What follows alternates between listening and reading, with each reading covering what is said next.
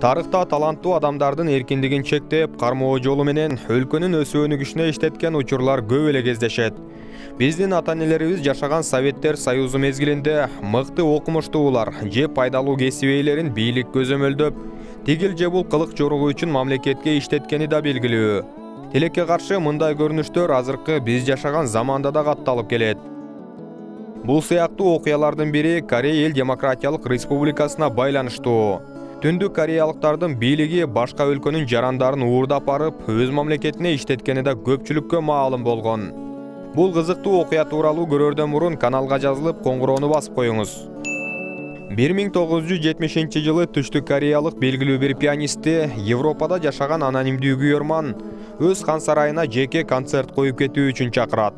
Ал үчүн атайын учакта даярдалып күтүп турганы айтылган. Бирок музыкант Түндүк Кореянын учагы экенин байкап, аны тосуп алган адамдардан түндүктөгү туугандардын акцентин да угуп калып, качып кетүүгө жетишкен. А бирок Син Санок деген режиссер жана анын жубайы Чхве Инхи жолдуу болушкан эмес. Түндүк Кореянын ошол убактагы лидери Ким Ир Сендин уулу, өлкөдөгү экинчи адам Ким Чен Ир кино дегенде жанын берген адам болгон.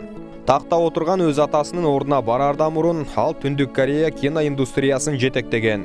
Голливуд тасмаларын жатак алып көрүп, батыш өлкөлөрүндө иштеген дипломаттарга жаңы чыккан картиналардын копияларын Пхеньянга жөнөтүп турууга тапшырма берген. Ким Чен Ир өзгөчө Элизабет Тейлор катышкан фильмдерди жана Джеймс Бондтун ролун биринчи болуп ойногон Шон Коннеринин тасмаларын сүйүп көргөн. Күйөрман катары эле көрүп тим болбостон, өз мамлекетинде да эл аралык деңгээлдеги тасмаларды тартып, тийиштүү бааларга ээ болгусу келген. Бирок Түндүк Кореяда сапаттуу тасмаларды тарта турган адам болгон эмес эле. Дүйнө элинен изоляцияда турган тоталитардык режимдеги жакыр мамлекетте таланттарды тарбиялап чыгаруу жана искусствону өнүктүрүү деген нерсе болгон эмес. Жабык коом өтө жай өнүгөт, же такыр эле өнүкпөйт десек да болчудай. Жалпынын күчү менен дүйнөдө ойлонулуп табылган велосипедди алар жаңыдан ойлоп тапкысы келгени алдыга эмес артка тартат. Салыштырып карасак, Түштүк Кореяда киноиндустрия жыл саны өнүгүп барууда. Алардын жергиликтүү мыкты режиссерлору ондогон мамлекетке таанымал адамдар. Ал эми ички кинопрокат көлөмү боюнча азыркы маалда дүйнөдө 6-орунда турат. 70-жылдары Түштүк Кореядагы эң белгилүү жуп Син Санок менен Чхве Инхини жогоруда айтылган пианисти алдоо жолу менен Гонконгдо кармап кетишкен. Биринчи актрисаны уурдашкан. 1977-жылга карай анын карьералык өсүшү токтоп калган учурда гонконгдук бизнесмен актрисанын катышуусундагы долбоорлорго каражат жумшай турганын айтып, андан ары режиссер болууга да жол ачарына ишендирген.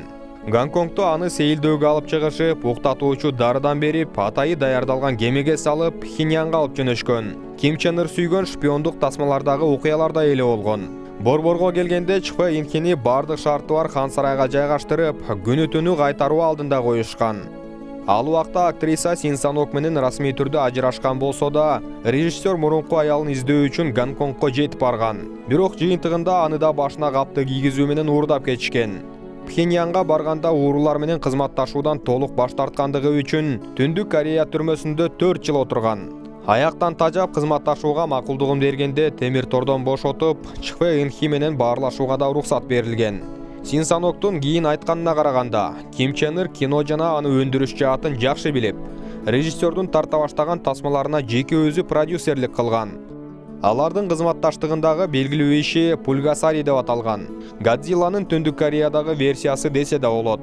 Тасма жөнөкөй дыйкандарга жардам берип, феодал жер ээлерине каршы күрөшкөн жырткыч тууралуу баяндайт. Ал эми актриса Чхве Инхи Түндүк Корея тасмаларында активдүү тартыла баштайт. Жада калса 1985-жылы Согум деген фильмде эң мыкты роль жараткандыгы үчүн Москва эл аралык кинофестивали тарабынан сыйлыкка татыган. 1986-жылы режиссер менен актриса Ким Чен Ирди амал көйлүк менен алдап кетишкен. Ишенимге ушунчалык кирип алгандыгына байланыштуу Пульгасари тасмасын эл аралык прокатка чыгаруу боюнча Венага барып, сүйлөшүп келүүгө уруксат алышкан. Австриянын борборуна барганда Син Санок менен Чхве Инхи АКШнын элчилигине качып барышкан. ЦРУ агенттеринин сурагынан кийин көптөн күткөнү орун алып, өздөрүнүн үйү Түштүк Кореяга кайтып келишет.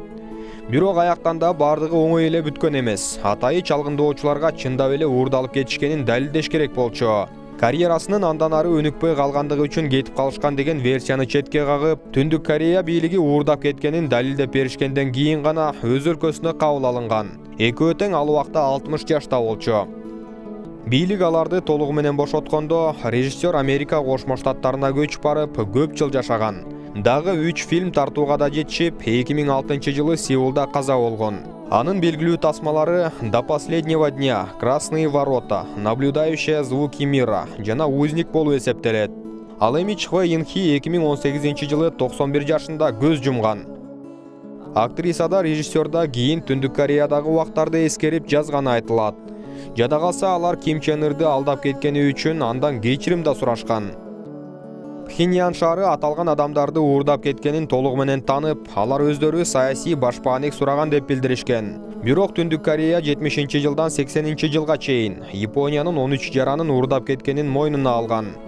Алардын 5-өөнү 2002-жылы кайтарып беришкен. Калгандары өлүп калды дегенге Токио ишенген эмес.